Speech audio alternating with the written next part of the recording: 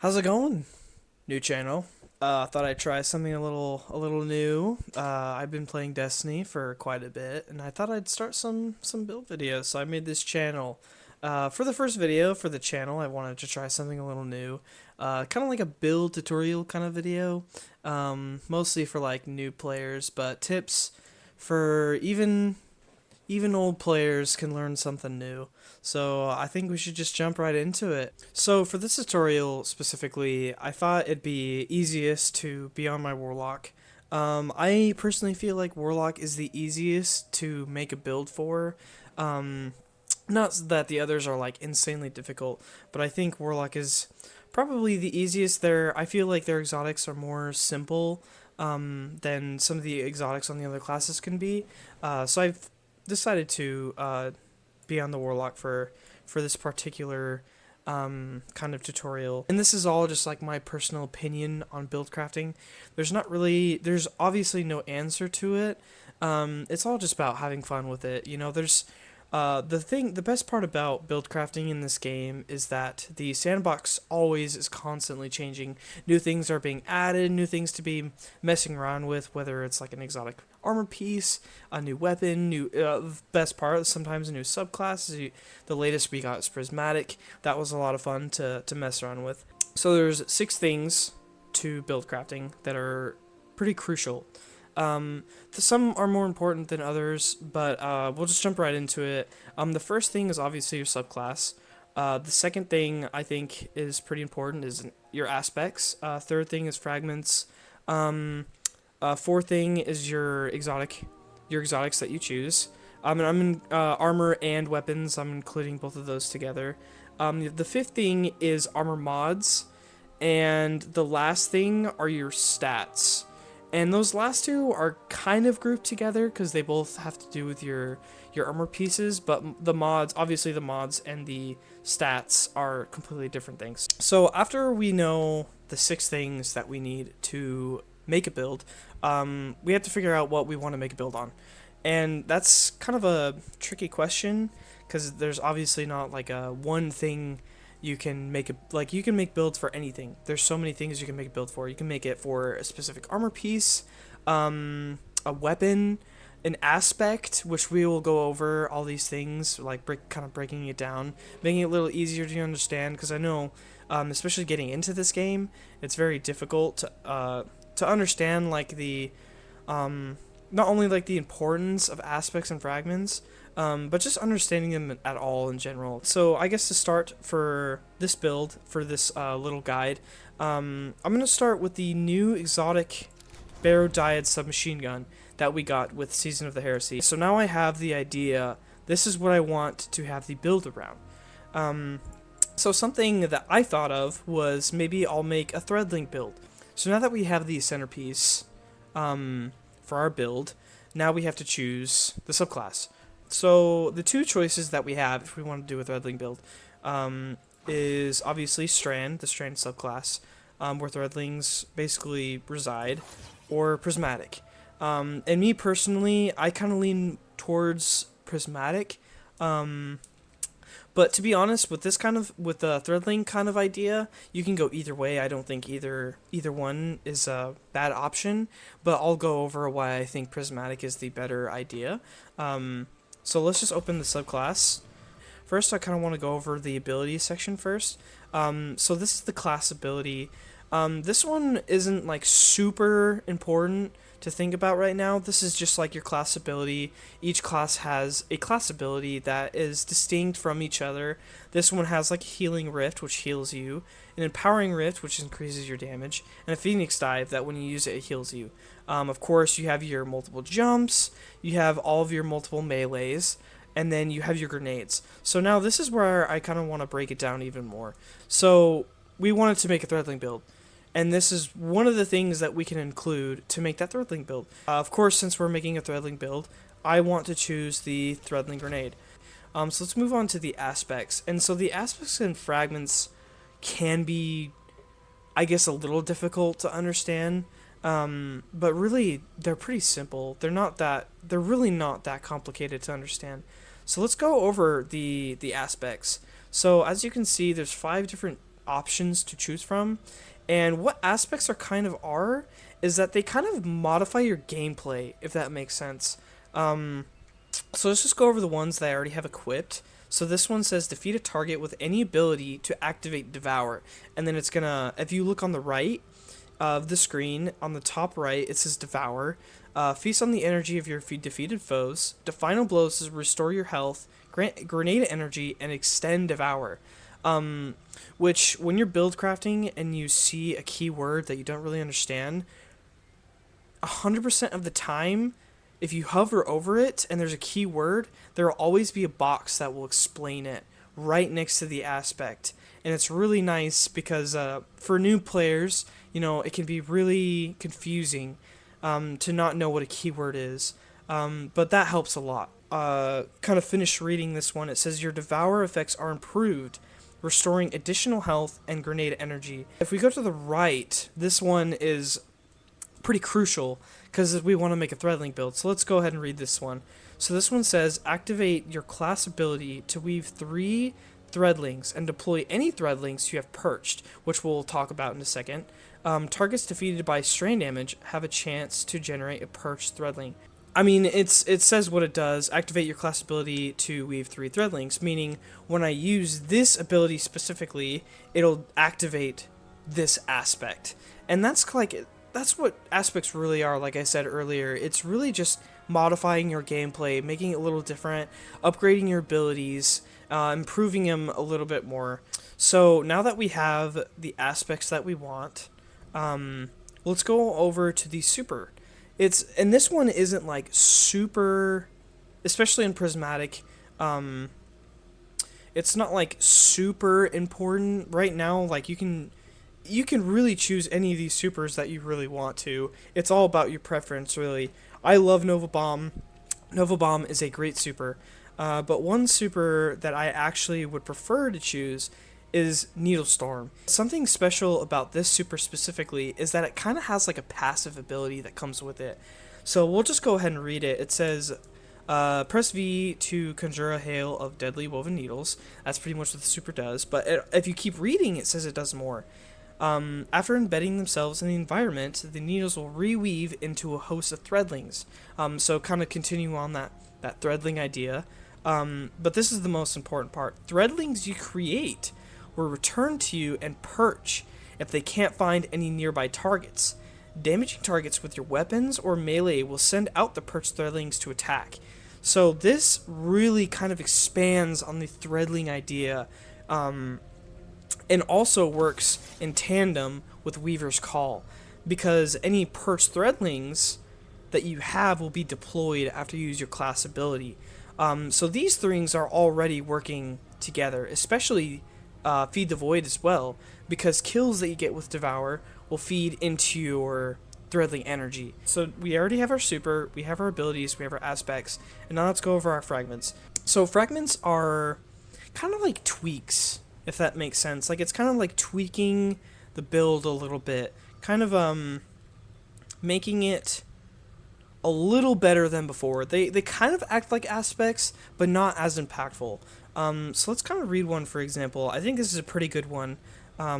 So this fragment says, rapidly defeating targets with light damage grants melee energy, and then rapidly defeating targets with darkness damage grants grenade energy. I think, since, as you can see, we have a lot of darkness damage, because we're dealing with threadlings, that's darkness damage. So I think this fragment is actually a really good choice. So let's go ahead and select that fragment.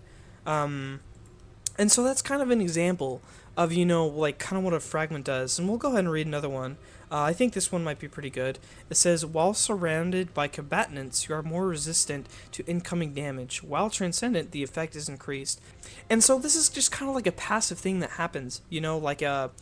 It's a fragment that obviously affects your gameplay, but not as significant as an aspect would. It's basically just like a passive thing that happens, that when you're surrounded by combatants, you're more resistant to incoming damage. So let's go ahead and select that one. I think that one's going to be another really good one. But that's like pretty much what fragments are. They're like little tweaks that you can add to your build that might not seem super significant right now, but while you're running your build in an activity, can help a lot. So I'm going to go ahead and skip and just add the rest of the fragments. I think would be pretty crucial for this kind of build. So see you back in a second. So I've chosen the rest of the fragments. I'll kind of like slightly go over them really quickly. And if you want to read them, you can go ahead and pause the video so you can go ahead and read them yourself. But this one is Facet of Purpose. Basically, it'll be giving me Woven Mail, which is damage resistance pretty much. This one will be giving my strand weapon, the strand machine gun that we talked about earlier, unraveling rounds, which it'll say what it says on the left if you would like to read about Unravel. Unravel can be a little confusing to understand, but if you want to just read it on the left side, it'll explain it. And Facet of Hope is pretty simple. While I have an elemental buffs, as you see on the right side in that tiny little box, it'll explain that if I have an elemental buff, which as you can see on the light buff, Devour, which we will consistently have because of Feed the Void, our class ability regenerates more quickly, which works actually really well with this aspect because we need to be using our class ability more often. So that just kind of like tweaks it out, you know. And that's pretty much fragments, you know, like they're kind of like aspects but not as significant. So we pretty much went over everything that has to do with the subclass. We went over our super, our abilities, our aspects, and our fragments, which are pretty crucial parts to build crafting. So now that we're finished with the subclass, let's move on to the next part, which is choosing your exotics. So this is the exotic I would like to go with for this build. It is very easy brow, and as you can see on the bottom, it's like a whole paragraph. But at the end of the day, it's really easy to understand. So we're just going to go ahead and read through this paragraph and kind of break it down a little bit. So it says, weapon final blows that with a damage type matching your grenade grants death throws. Now, hold on. I'm just going to keep reading. Which provide a grenade damage bonus and grant you grenade energy. So if you remember, on the subclass, we chose Threadlinks as our grenade. And that is a strand damage type. And if you remember, the Barodyad exotic submachine gun is a strand weapon. So basically, since we are matching that damage type, it'll be giving us improved grenade damage and grenade energy. So let's keep reading. So it says, when you have death throws and throw a grenade, nearby allies gain greatly increased grenade energy for a short time. That's pretty self-explanatory. I think the first half is probably the most confusing, but I think that latter half is pretty simple and self-explanatory. So now let's get into armor mods, which is kind of like that next thing that we have down on the list.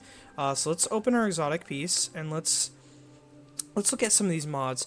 There's a lot of different types of mods, and each armor piece has different mods specifically for that armor piece.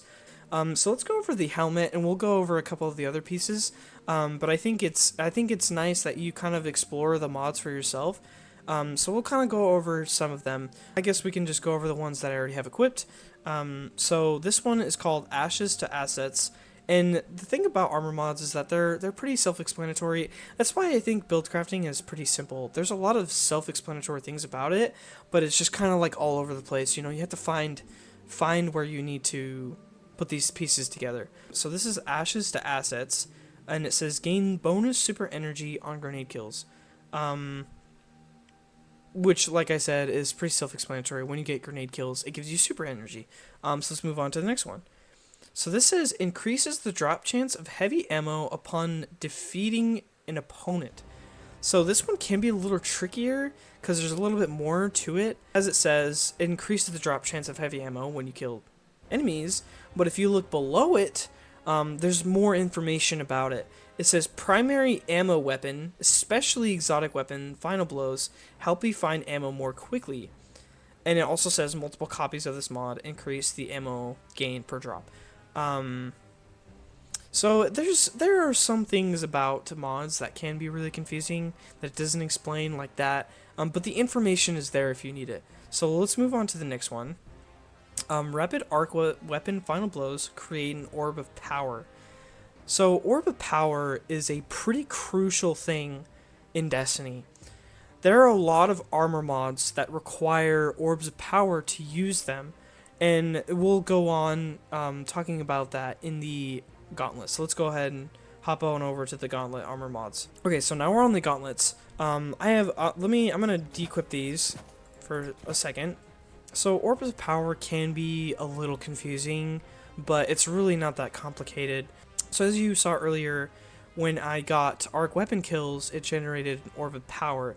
So when you pick up an orb of power, it is used specifically for certain mods.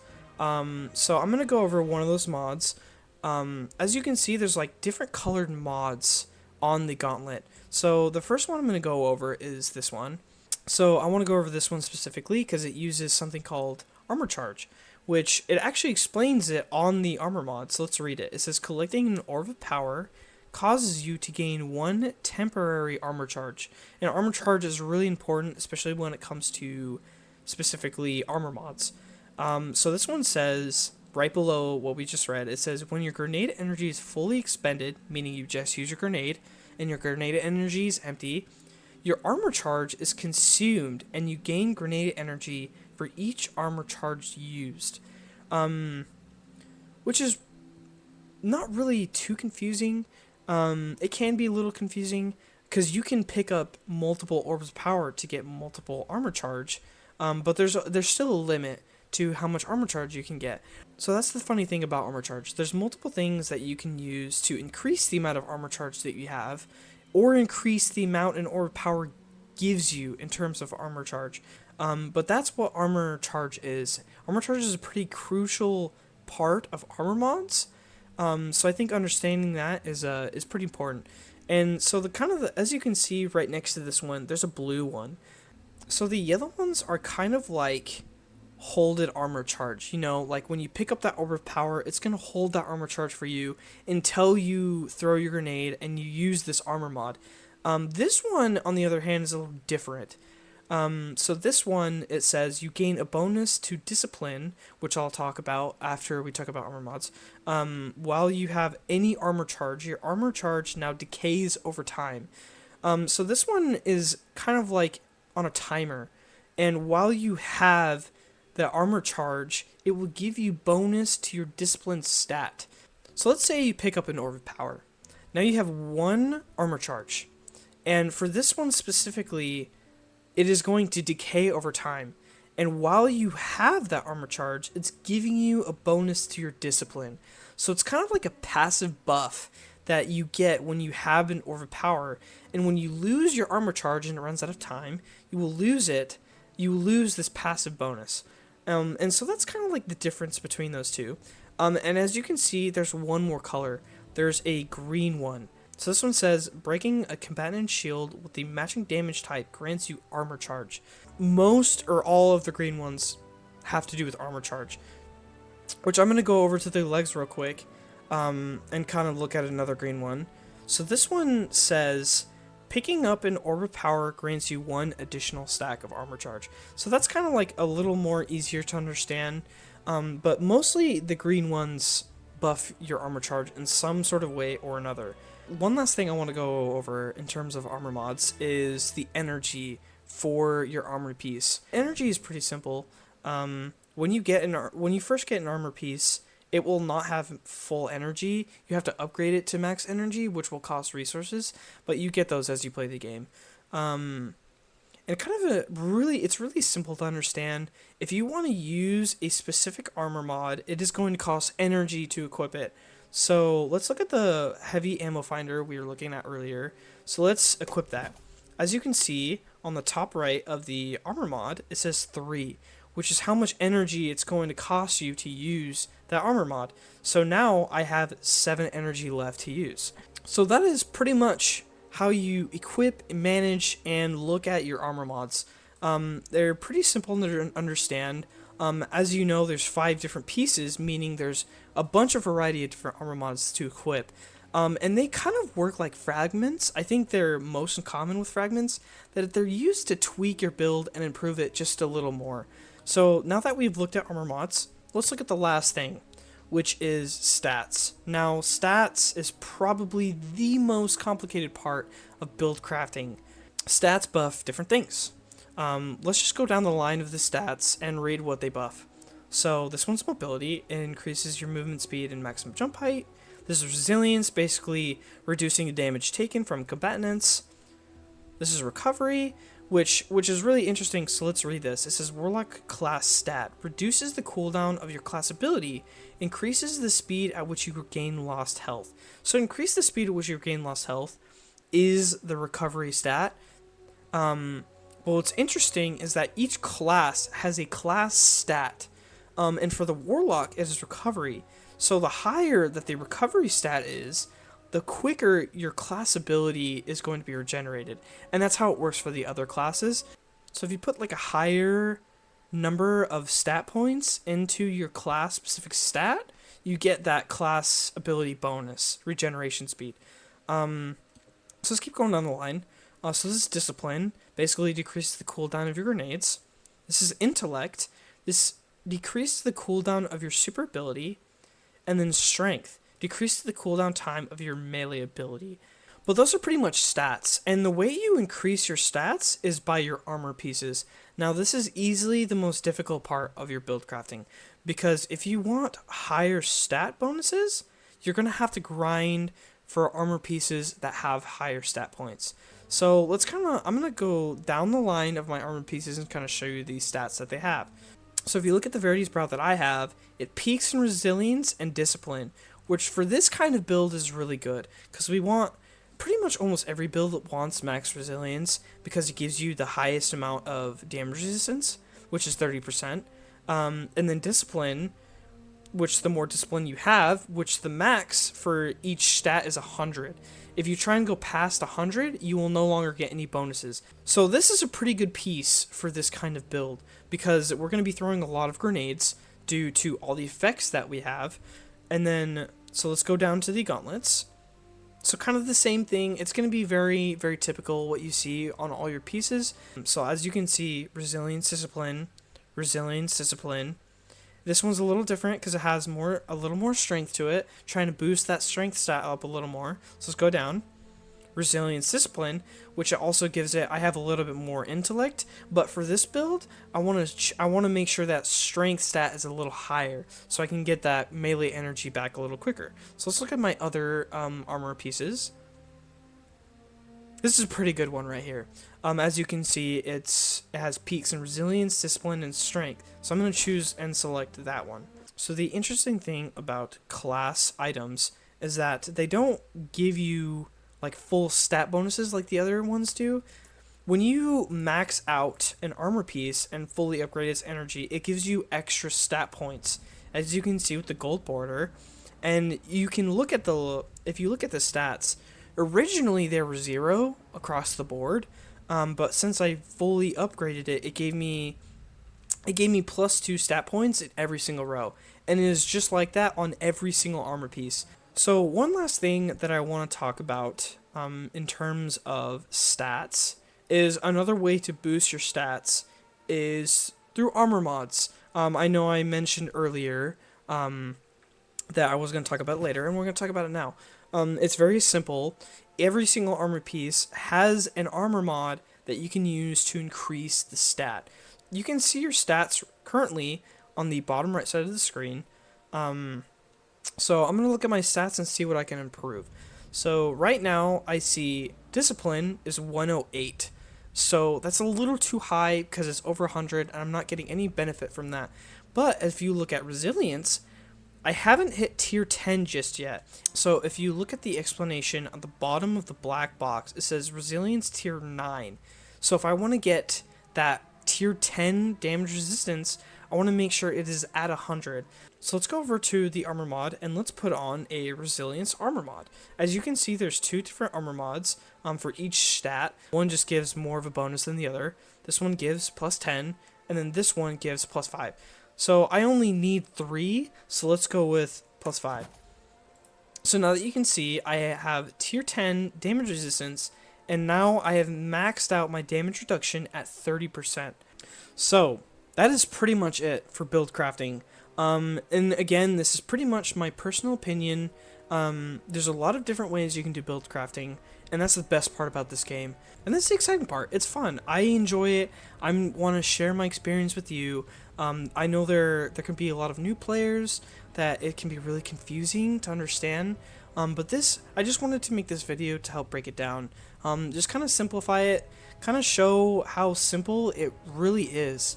At the end of the day, it can be a lot to take in. But it's like when you break it down like this, it's really that simple. It's not that difficult, but it's a lot of fun and it's very satisfying when you put a build together and you test it out in a difficult activity and it works perfectly. It is why I'm still playing this game. It's one of my favorite things to do. And when you're a new player, you know, you're experiencing all these new weapons and abilities, and you get on like a high, but I mean, when you make a build and it really works, it kind of takes it to the next level. So right now, I'm going to finish my stats, I'm going to finish everything else, and then I'll come back and I'll show you the finished product. But that is pretty much it. That is build crafting. It's where you can really let your creativity shine. It's where you can have fun. You know, there's so many different builds you can make. At the end of the day, it's about having fun. See ya.